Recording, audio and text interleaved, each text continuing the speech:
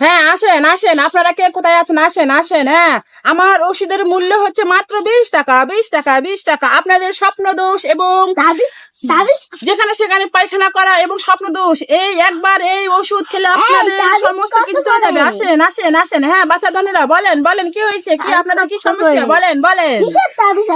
হ্যাঁ, এটা হচ্ছে বিছানায় প্রস্রাব করা। হ্যাঁ, আর এটা হচ্ছে খাইতে খাইতে পায়খানা করা। হ্যাঁ বলেন সমস্যার কথা, বলেন সমস্যার কথা বলেন। আমি বলছি হ্যাঁ মামনি, কি হয়েছে সমস্যার কথা বলেন, ভালো করে বলেন, বুঝতে পারিনি। আমি রাত্রের বেলা খালি সবসময় বিছানায় মুতি।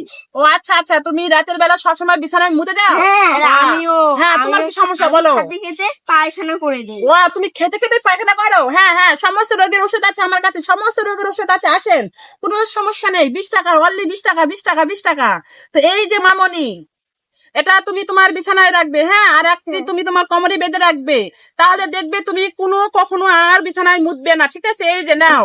হ্যাঁ, আর এই যে মামনি তোমার ওষুধ, দেখো, এটা তুমি তুমি তোমার কোমরে বেঁধে রাখবে, ঠিক আছে?